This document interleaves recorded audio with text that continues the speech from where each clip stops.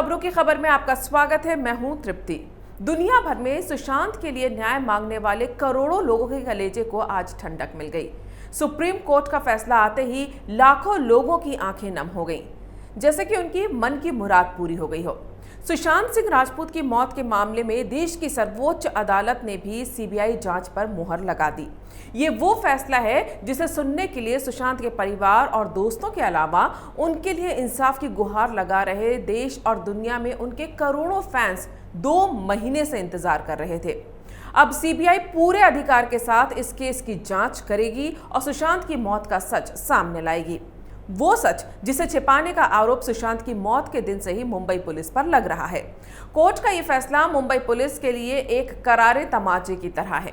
महाराष्ट्र सरकार ने अभिषेक मनु सिंघवी जैसे तेज तर्रार वकील को चुना था। महाराष्ट्र सरकार को लगा कि ये सुप्रीम कोर्ट को डिगा सकते हैं, लेकिन पहली बार शायद ऐसा हुआ है जब कोई राज्य सरकार एक आरोपी की ढाल बनकर कोर्ट में खड़ी हो गई हो। मुंबई पुलिस की तरफ से एक से बढ़कर एक दलीलें दी गईं, लेकिन फिर भी मुंबई पुलिस की सुप्रीम कोर्ट में क्यों नहीं चली, इसके लिए जिम्मेदार है सुप्रीम कोर्ट में पेश किया गया एक सील बंद लिफाफा। ये लिफाफा मुंबई पुलिस ने खुद को बचाने के लिए जमा किया था, लेकिन यही उसके गले की फांस बन गया।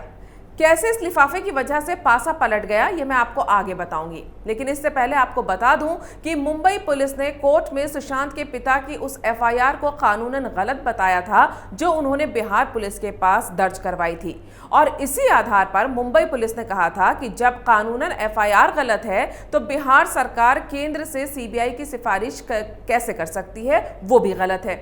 जिस पर कोर्ट ने अपने फैसले में साफ कहा कि बिहार में दर्ज की गई एफआईआर पूरी तरह से कानून के दायरे में आती है और इसकी जांच अब सीबीआई ही करेगी।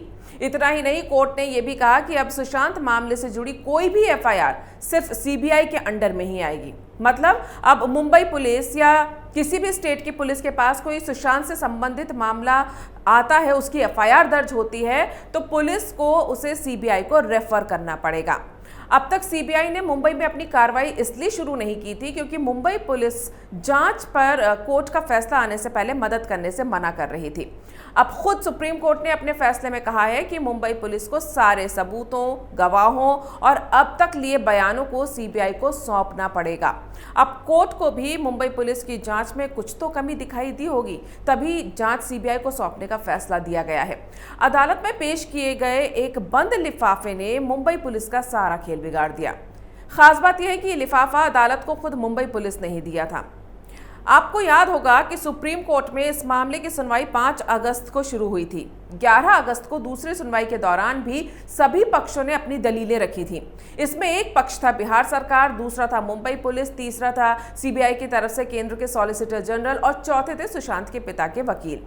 अदालत किसी नतीजे पर पहुंचती उससे पहले मुंबई पुलिस ने अदालत को एक सील बंद लिफाफा दिया था, जिसमें उसने दावा किया था कि मुंबई पुलिस ने अब तक क्या जांच की है वो सब इसमें है। जाहिर है अदालत एक पक्ष के दिए अहम दस्तावेज को पढ़े बिना फैसला नहीं सुनाती, इसीलिए अदालत को फैसले के लिए अगली तारीख देनी पड़ी। आज जो फैसला आया है उसमें अदालत ने इस लिफाफे में बंद जांच के कागजों के आधार पर ही मुंबई पुलिस को ये झटका दिया है। अदालत ने जब इन कागजों को पढ़ा तो साफ हो गया कि मुंबई पुलिस पहले दिन से ही इस केस को एक दुर्घटना और आत्महत्या का मामला मानकर चल रही थी और इसी आधार पर जांच कर रही थी। ना तो उसने किसी पर एफआईआर दर्ज की थी और ना ही इन्वेस्टिगेशन के दौरान उसने किसी गुनाह या गुनहगार को ध्यान में रखकर किसी से पूछताछ की। जबकि मुंबई पुलिस लगातार दावा कर रही थी कि हम केस की अच्छी तरह से जांच कर रहे हैं। अदालत को मुंबई पुलिस ने 35 नामों की लिस्ट दी थी जिनसे उसने पूछताछ की थी, और पौने 2 महीने तक की गई इस पूछताछ में मुंबई पुलिस किसी नतीजे पर पहुंची ही नहीं। नतीजा तो दूर, एफआईआर तक दर्ज नहीं कर सकी। इस बंद लिफाफे के कागज जैसे जैसे अदालत ने खोले, मुंबई पुलिस की लापरवाही और गड़बड़ियों की कलई भी खुलती गई। वहीं बिहार पुलिस के पास एक नामजद एफआईआर थी जिसमें रिया चक्रवर्ती और उसके परिवार को आरोपी बनाया गया था। इसीलिए कोर्ट के मुताबिक अपराध की गंभीरता और आरोपी के नाम एफआईआर में होना ही बिहार पुलिस को ये जांच का अधिकार दे देते हैं। वैसे भी सुशांत सिंह की मौत की इन्वेस्टिगेशन में मुंबई पुलिस का रवैया पुलिसिया कम, अड़ियल ज्यादा था। और पुलिस राज्य सरकार के अंडर में आती है, तो जाहिर है पुलिस के इस रवैये पर जब सरकार ने एक्शन लेने के बजाय उसका साथ दिया तो सवाल उठने ही लगे थे कि ऐसे क्या राज हैं जो महाराष्ट्र सरकार और मुंबई पुलिस मिलकर छुपा रहे हैं। लेकिन अब मामला मुंबई पुलिस और महाराष्ट्र सरकार दोनों के हाथ से निकल चुका है और इस फैसले के बाद सीबीआई सबसे पहले वो कदम उठाने वाली है जिसे लेकर लोग लगातार कई दिनों से सवाल पूछ रहे हैं कि गिरफ्तारियां कब होंगी। अब सीबीआई सबसे पहले उन लोगों को गिरफ्तार करेगी जो इस मामले में संदिग्ध हैं। इसमें सबसे पहला नाम है रिया चक्रवर्ती का। वो इसलिए क्योंकि दर्ज एफआईआर में रिया चक्रवर्ती और उसके परिवार को आरोपी बनाया गया है और आईपीसी की जो धाराएं उन पर लगी हैं वो गैर जमानती हैं। सुशांत के पिता ने रिया और उसके परिवार पर सुशांत को आत्महत्या के लिए उकसाने का आरोप लगाया था, जिसे बाद में सीबीआई की पूछताछ के दौरान हत्या का मामला होने का शक भी उन्होंने जताया है। अब सीबीआई को पता लगाना है कि सुशांत की मौत आत्महत्या है या फिर हत्या। सीबीआई जांच शुरू कर चुकी है कि सुशांत की अगर हत्या है तो वो कौन लोग हैं जो शक के दायरे में आ रहे हैं। अब सीबीआई मुंबई पुलिस से वो सारे सबूत, सुशांत से जुड़े सारे दस्तावेज जैसे postmortem report, viscera report, forensic evidence, Sushant के मोबाइल फोन्स, लैपटॉप, कैमरे, उनके जर्नल्स, डायरीज, सब कुछ सीबीआई अपने कब्जे में ले लेगी। साथ ही उनसे संपर्क में रहे सभी लोगों से गहन पूछताछ करेगी और जरूरत पड़ने पर उनके मोबाइल फोन्स की भी जांच कर सकती है। एक सवाल यह भी है कि क्या 2 महीने बाद सीबीआई सुशांत सिंह की जांच उतनी बारीकी से कर पाएगी, क्योंकि 2 महीने में सारे फॉरेंसिक एविडेंस जैसे कमरे में मौजूद फिंगरप्रिंट नष्ट हो गए होंगे, कमरे का सामान, कथित आत्महत्या में इस्तेमाल किया गया कुर्ता हो सकता है टैम्पर्ड किए जा चुके हों, उनके घर के बाहर के सीसीटीवी फुटेज गायब कर दिए गए हों, गवाह भाग चुके हों, गुनहगार अलर्ट हो गए हों और अपने बचाव के लिए कोई तिकड़म लगा चुके हों। तो आपको बता दूं कि सीबीआई की सबसे बड़ी खूबी ये है कि वो गड़े मुर्दे उखाड़ने में एक्सपर्ट मानी जाती है। पोस्टमार्टम रिपोर्ट, विसरा रिपोर्ट या फॉरेंसिक एविडेंस को लेकर सीबीआई को उनके साथ छेड़छाड़ या उनके गलत होने का जरा सा भी अंदेशा होगा तो वो पोस्टमार्टम करने वाले डॉक्टरों और फॉरेंसिक एक्सपर्ट से भी सच उगलवाने में माहिर है। यहां तक कि इनमें गड़बड़ी पाए जाने पर इन्हें गलत भी साबित कर सकते हैं।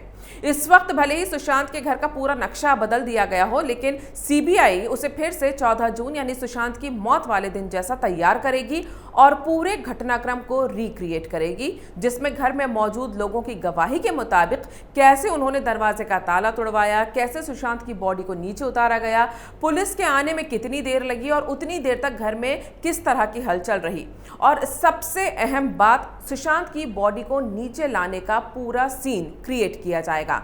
हाल ही में ऐसी खबरें आई हैं जिसमें शक जताया गया है कि जब सुशांत की बॉडी को एम्बुलेंस तक लाया जा रहा था तब उनका कद करीब 7 फीट तक लग रहा था और 6 लोग उसे उठाने में मशक्कत कर रहे थे।